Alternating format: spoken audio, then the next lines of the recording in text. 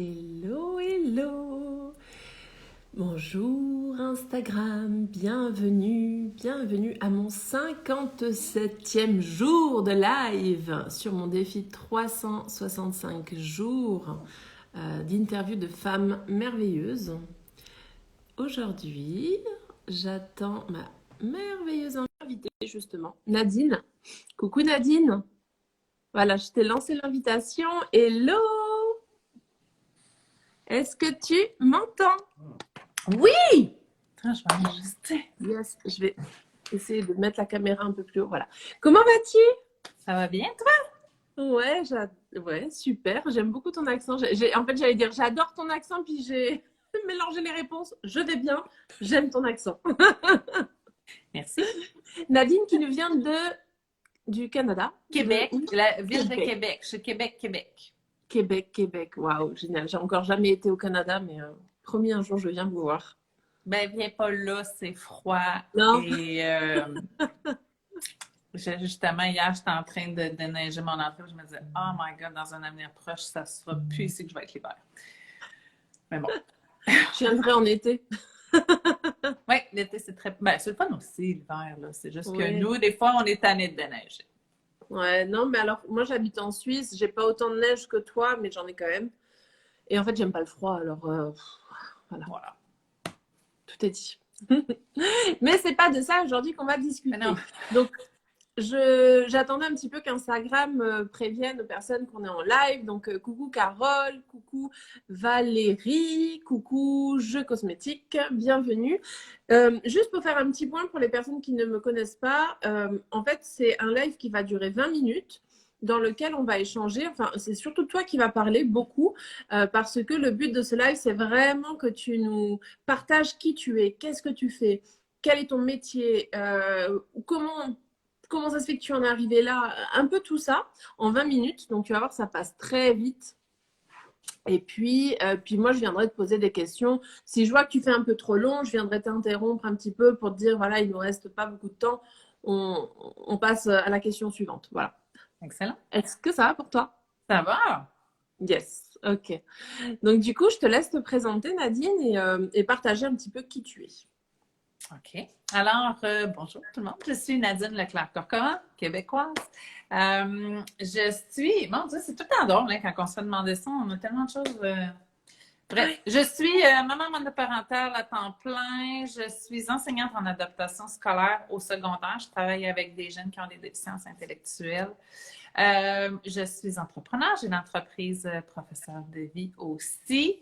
Je travaille en fait avec mes clients au niveau, moi je fais des analyses de design humain et je travaille beaucoup aussi au niveau de l'inconscient. Je vais travailler au niveau des blocages que l'on porte qui justement nous empêchent de créer une vie alignée. Hein. Il y a déjà plein, il y a beaucoup de choses qu'on veut faire souvent, puis on fait, mais non, mais je peux pas faire ça. Puis là, on a la petite voix en arrière très subtile qui dit, mais oui, mais qu'est-ce que ma mère va penser? C'est impossible, je suis pas capable. Donc, moi, je vais travailler ça avec le design humain, en fait, et je vais travailler vraiment sur ce qui nous empêche de nous épanouir, je vais le dire comme ça, au travers de qui on est dans toute notre unicité. Pour les personnes qui ne sont pas au courant ou qui ne connaissent pas le design humain, est-ce que tu peux nous en dire un peu plus, un petit mot là-dessus? Certainement. En fait, le design humain, c'est un outil qui est basé sur la différenciation, en fait. Je fais souvent le parallèle avec une voiture. OK? Une voiture, on sait déjà que faut peser sur l'accélérateur, faut peser sur le frein, on a les boutons de la radio. Hein? Bien, nous, on fonctionne pareil. On sait comment on fonctionne en général. Sauf que quand on connaît le design humain, bien, on connaît vraiment notre manuel. Fait comme une voiture, quand on prend le temps, chose qu'on ne fait pas souvent, mais quand on prend le temps de regarder toutes les petites facettes de notre auto, puis les gadgets, puis tout, on fait comme Oh my God, c'est donc bien cool ce gadget-là. Puis, oh, ma conduite est donc bien plus fun de même. Bien, c'est la même chose avec le design humain. En fait, c'est un outil qui confirme, en fait, qu'on est parfait comme on est là. Des fois, on se dit, voyons, c'est quoi mon problème? Je suis normale d'être comme ça? Oui, on est normal, on est parfait, on est extraordinaire, on est unique comme ça. Mais en plus, le design humain, il vient il vient comme activer un peu tous les gadgets qu'on a à l'intérieur de nous, qu'on n'est pas au courant parce qu'il y a une partie d'inconscient que le design humain révèle, dans le fond. Les gens le voient chez nous, mais nous autres, on s'en rend même pas compte, en fin de compte. Ouais. Donc, ça vient vraiment dire comment on doit vivre dans le monde pour vivre une vie alignée selon qui on est réellement, quels sont nos dons, quels sont nos défis, quel est notre chemin de vie aussi. Puis, ben, quand on connaît tout ça, ben, on peut se permettre justement de créer une vie bien différente de celle qu'on a en ce moment, souvent, parce qu'on comprend que nos conditionnements font en sorte que des fois, on dévie un peu du chemin qu'on devrait prendre. Ouais. J'adore cette comparaison que tu as faite avec la voiture et puis ça m'a fait sourire l'espace d'une seconde parce que je me suis dit, moi je suis MG et puis je me dis, ah ouais, je suis une voiture MG en fait. Voilà, c'est une petite... Ça me fait Tellement sourire. cool, les MG en plus. Moi, Mais ouais. j'ai envie de mon chandail. Mais oui, Ok. mais c'est ça. Mais quand tu sais, souvent, j'explique aux gens qui sont comme, ils comprennent que, tu sais, comme les générateurs manifestants, tu sais, on dit, ben souvent, le conditionnement, que la croyance qu'on a, c'est que vous avez un déficit d'attention. Mais non, vous n'avez pas un déficit d'attention. Vous êtes juste des multitasking qui avaient tellement d'intérêt. Mais quand on comprend ça, c'est ça qui est le fun, c'est qu'on fait preuve aussi d'un peu plus de tolérance envers nous-mêmes et envers les autres parce qu'on comprend que c'est pas un problème qu'ils sont juste comme ça, puis c'est parfait comme ça. C'est absolument vrai parce que moi, quand j'ai découvert, ça fait pas longtemps que j'ai découvert le Human Design et donc j'ai fait ma petite charte en ligne hein, parce qu'on peut faire notre charte en ligne, ça c'est gratuit. Bon, après, si on n'a pas quelqu'un qui nous la lit, on ne comprend rien. Non. Mais du coup, quand j'ai fait ma charte, j'étais OK, ça veut dire quoi? Bon, donc, je me suis renseignée, etc. Et quand j'ai découvert justement que les MG, les manifesteurs générateurs, étaient multitasking, comme tu dis, là j'ai compris. En fait, ça a fait un ah ok, ouais, je comprends en fait. Je comprends pourquoi, de par comment je suis dans la vie depuis toujours, moi je suis tout le temps en train de faire 10 000 choses à la fois. Et puis à chaque fois, on me dit, mais tu veux pas t'asseoir un moment, on a du monde à la maison, on est à table, que je suis déjà en train de faire la vaisselle, mais je reviens et enfin, je fais 3 choses en même temps. Puis mon mari est tout le temps là en train de me dire, mais tu veux pas lever le pied un peu, tu veux pas t'asseoir, te poser. Et en fait, c'est pas que je veux pas, j'adore passer du moment avec mes amis, avec ma famille, mais j'ai ce besoin de faire autre chose en même temps. Oui, puis tu as cette facilité-là aussi. C'est facile pour toi d'être présente partout en même temps. Ça fait partie de toi. C'est ça. Et ce que j'ai aimé que tu as dit, c'est que ça m'a permis une fois que j'ai compris comment j'étais, qui j'étais, en fait, je me suis ramenée de la douceur à moi-même parce qu'au bout d'un moment, je m'auto-jugeais. Je me disais, mais purée, mais pourquoi allez, fais un effort. Et puis, j'avais comme une dissonance à l'intérieur. Je me disais, ouais, j'ai envie d'être avec eux, mais j'ai besoin aussi de faire ça. Puis, je me jugeais, je m'auto-jugeais. Et en fait, ça m'a permis justement de lever le pied là-dessus, de dire, ok, c'est bon, calme. Toi qui tu es. Oui. Donc, voilà. Ça aide, c'est un outil qui est vraiment très précieux, en fait. C'est ça que je voulais apporter. Ah oui, puis on comprend plein de choses. Puis tu sais, ce qui remonte quand on parle de générateur manifesteur aussi, c'est que souvent, justement, vous avez plein d'intérêts, puis il faut que vous appreniez à vous autoriser des fois d'avoir le goût de faire quelque chose, puis à un moment donné, de changer d'idée, puis de vouloir faire d'autres choses. Puis moi, je regarde beaucoup, vu que je suis enseignante, je regarde beaucoup avec la façon qu'on a été élevé aussi, puis souvent, les parents font « Non, là, tu as commencé quelque chose, tu vas le faire jusqu'à la fin. » Et là, comme enfant, ben, on culpabilise. On dit, mais moi, ça me tente plus de le faire. Le générateur manifestant, c'est ça. Puis il a appris qu'il fallait qu'il fasse les choses jusqu'à la fin. Mais à un moment donné, son sacral ne répond plus non plus. Il n'y a plus de plaisir à faire les choses. Puis c'est là qu'il entre dans le thème de non-soi, qui est la frustration. Fait que quand on comprend tout ça, justement, on fait preuve de beaucoup plus de bienveillance. Puis Puis tu sais, je ne sais pas si tu as des enfants, mais moi, depuis que je sais ça, oh my God, j'éduque mes enfants d'une toute autre manière aussi, puis je fais preuve de tolérance par rapport à qui elles sont et l'unicité qu'elles sont, puis les deux. J'ai une projecteur puis une générateur manifesteur comme toi, donc la dynamique est carrément différente aussi. Là. Mon fils est projecteur, donc c'est... Voilà. C'est ça. Mais oui, tout complètement. Et c'est hyper intéressant. Donc, on va revenir à toi, parce que sinon, moi, je pourrais parler pendant des heures de tout ça. Pour une autre fois, sinon, c'est tout. Mais on refera, évidemment. Mais du coup, donc aujourd'hui, tu travailles sur les réseaux en plus de ton métier d'enseignante. Parle-moi un petit peu de ton entreprise. Oui, ben en fait, moi, je peux même partir du début parce que je sais que tu travailles beaucoup la résilience avec dans ton entreprise à toi. Puis moi, j'ai une histoire différente, mais semblable. Moi, mon conjoint est décédé, le père de mes filles est décédé. Ça va faire bientôt 7 ans, justement. Puis mes enfants avaient 5 semaines et 17 mois à ce moment-là. Puis j'enseignais, je suis retournée enseigner comme mère monoparentale. Vu que je les ai eu très proches, j'ai pas enseigné pendant 3 ans et demi. Et puis, je suis retournée enseigner, que j'ai fait oh, puis je ne sais pas c'est comment en France, je pense que c'est pas. Ben, en Suisse, en France, peu importe. Le système scolaire en ce moment ne va pas très bien. Je pense que c'est. En tout cas, au Québec, il va vraiment pas bien. Donc, je suis retournée enseigner, puis j'ai fait oh my God, c'est tellement pas ça la vie que je veux. Tu sais, des événements comme ça nous font revoir la vie sous une toute autre perspective aussi. Donc, je vais être OK, là, je veux servir, mais d'une autre manière, sans vivre justement la frustration du générateur d'être dans un système où il faut mettre un rond dans un carré. Et donc, je suis vraiment allée travailler. Je suis allée faire mon cours de coaching de vie. J'ai appris des méthodes justement pour aller travailler au niveau de l'inconscient comme coach pour aller défaire. Qu'est-ce qui fait qu'on n'atteint pas nos objectifs qu'on se donne? Et un petit peu, j'ai perdu le fil de ce que je voulais dire. Mais ça m'a. C'est ça. Donc, j'ai démarré mon entreprise avec ça. Puis, ça Tu me l'a parlais fait de la résilience finalement que tu as, je pense, apprise suite au décès de ton mari, en fait, ton conjoint. Tu me parlais de ça, en fait, pour faire le lien avec comment tu en es arrivé à faire le boulot que tu fais aujourd'hui. Oui, ben, en fait, j'ai voulu créer une vie très différente pour moi puis pour mes enfants aussi. Donc, j'ai démarré mon entreprise, puis j'ai le désir, c'est ça, tu sais, j'ai beaucoup le désir de changer le monde. Moi, dans mon design humain, j'ai la croix du service. Donc, c'est ça mon but, c'est de réparer les choses, de changer les choses qui ont besoin d'être changées.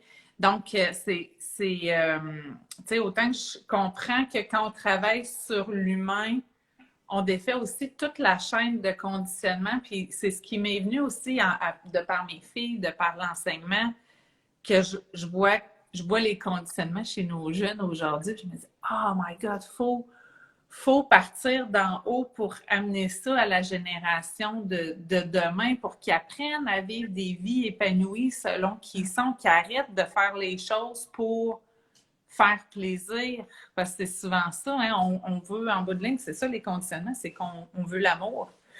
Fait qu'on apprend qu'il faut réagir, s'exprimer, répondre d'une certaine façon pour avoir l'amour, puis c'est ça qui fait que ça nous éloigne de notre alignement, en fin de compte. Donc, mon entreprise, c'est ça, c'est que je fais des analyses, j'explique aux gens comment ils doivent fonctionner, on va voir qu'est-ce qui fait en sorte qu'ils vont pas dans cet alignement-là. Donc, j'offre des programmes, des coachings, des analyses et voilà. Puis, tu sais, quand on travaille sur l'humain aussi, bien souvent, on travaille en même temps sur l'entrepreneur, sur l'entreprise, parce que quand on comprend notre design aussi, ça nous sert dans toutes les sphères de notre vie. On comprend dans notre vie personnelle, nos amis, notre travail, notre entreprise. Moi, depuis que je sais ça, que je gère ma façon de fonctionner d'une manière très différente aussi. Est-ce que toi aussi, parce que j'ai eu une intervenante il y a quelques semaines de ça qui était aussi dans le human design, mais elle s'est spécialisée justement dans le human design de l'entreprise. Est-ce que toi aussi, tu utilises cet outil pour apprendre comme si ton entreprise était une à part entière, en fait, vraiment avec son human design propre à elle? Ah non, j'ai pas encore exploré ça. Mais moi, je travaille vraiment sur l'humain avant tout. Puis, tu sais, là, j'ai comme but d'aller travailler au niveau du système scolaire pour aider nos enfants, mais je sais très bien que ça part des gestionnaires aussi. Mais je sais que, tu sais, c'est un chemin que je veux m'en aller tout doucement aussi, d'aller travailler dans des entreprises parce que si les entrepreneurs ou les gestionnaires, peu importe, savaient comment que leurs employés devraient fonctionner, ils vont leur donner des tâches d'une manière tout à fait différente aussi, mais ils vont activer leur potentiel pour que l'entreprise soit encore plus efficace puis génère encore plus aussi. Donc, non, c'est pas de la même façon que ton autre invité, mais je crois vraiment qu'il faut travailler sur l'humain. Puis, tu sais, la situation actuelle aussi fait en sorte que les gens ont besoin, sont à la recherche d'un sens, de transformer leur vie pour se sentir mieux.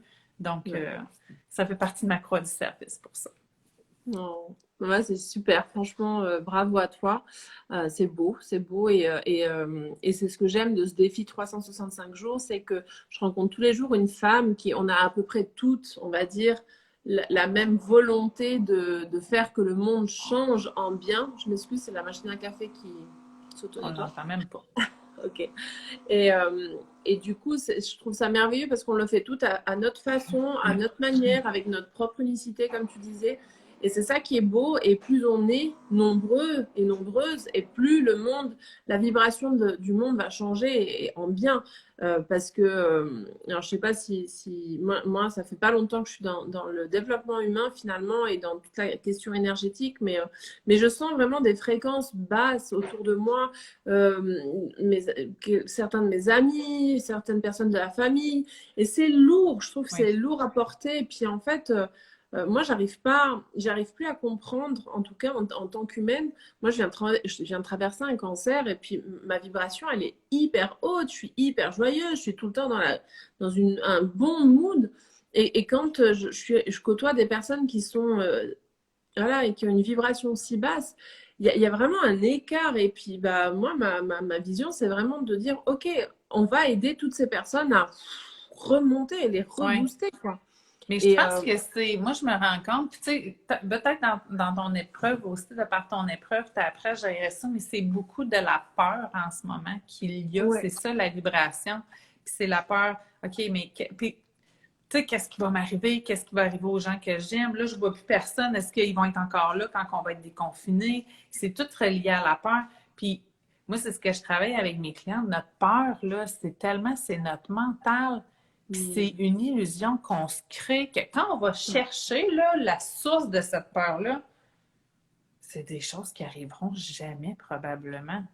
Tu sais, moi, des mm. fois, je me ramène, OK, là, en ce moment, il y a ça. Ah, mais là, OK, mettons, j'ai plus d'argent, mais là, je vais perdre ma maison, mais là, je vais perdre mes enfants. Tu sais, ça va jusqu'à je vais perdre mes enfants. Puis là, en 20 ans, quand on se rationalise, on fait comme, non, ça arrivera jamais. C'est des peurs qui n'existent pas, qu'on se crée. Mais je pense que c'est très difficile de parce que c'est partout. Mais toi, tu as tellement, tu sais, tu sors d'un cancer, comme tu dis, tu as tellement une belle résilience. Puis cette peur-là, tu dois déjà l'avoir affrontée Bah, sur différentes j'apprends. facettes qui fait Ouais. que ton niveau d'énergie est sûrement plus élevé que beaucoup de gens qui n'ont pas vécu. On vit tous des choses difficiles, j'enlève rien à Oui, personne, mais en non, ce moment, c'est facile de se laisser euh, soumettre par la peur au lieu justement d'activer notre puissance parce qu'on a toute cette puissance-là de dire c'est OK, ça va faire. La vérité, c'est que tout va bien aller. Peut-être que je vais avoir mal à la gorge, peut-être que, mais on va tous s'en sortir. Puis on a probablement tout le monde en général vécu pire que ce qui pourrait arriver, puis on bien est tous sûr. encore là. C'est ça. Mais c'est ça, en fait. C'est ça le message. C'est que moi, j'ai eu récemment une personne qui m'a demandé, mais c'est quoi une femme merveilleuse? Et je lui ai répondu, bah, c'est toi, c'est moi, c'est nous toutes. Il y a pas une élite merveilleuse et une élite pas merveilleuse. C'est nous toutes. On a toutes, de par notre parcours de vie, connu des moments de résilience. Et c'est Oui, ça aussi le message que moi, j'aimerais faire passer, c'est que des épreuves difficiles, on en a tous vécu. oui. Absolument tous. Certains par le biais d'une maladie, d'autres par le biais d'une entreprise qui capote et voilà. Enfin, il y a tellement d'expériences qu'on a tous vécu ce moment très difficile à passer Mhm. et on est toujours là. Oui, Donc, du moment qu'on a passé un moment difficile et qu'on est toujours là, c'est qu'on a cette résilience en nous et on a cette puissance de continuer à avancer. Donc, voilà. il faut juste le mettre en lumière et c'est ça aussi que moi Oui, j'aime bien faire en fait, c'est de me dire ok, bah on va analyser un petit peu ta vie jusqu'à présent, qu'est-ce qui s'est passé dans ta vie et je vais te montrer par A plus B que toi aussi tu es résiliente, toi aussi tu as la puissance d'avancer, alors maintenant hop, on y va quoi. Et les peurs, elles sont toujours là. Et oui, moi j'ai envie de dire, plus elles sont là, plus tu sais que tu es sur le bon chemin. C'est un c'est peu mon vrai. côté maso. Oui, Mais, oui, euh, mais en fait, c'est vrai, on n'a pas peur de quelque chose que l'on sait qu'on sait faire. Quelque chose qu'on sait faire haut la main, on n'a pas peur de le faire. mm, Par contre, dès qu'on sort de notre zone de confort et que ça nous fait peur, ah, là, ça devient intéressant. Donc, bon, voilà, c'est un débat comme un autre, mais je vais revenir à toi. Ça sera pour un autre live aussi. Oui, oui, oui. Non, mais je t'ai dit, en plus, quand je connecte avec quelqu'un comme ça, avec ton énergie, j'aime bien. Donc, on pourrait passer des heures à parler.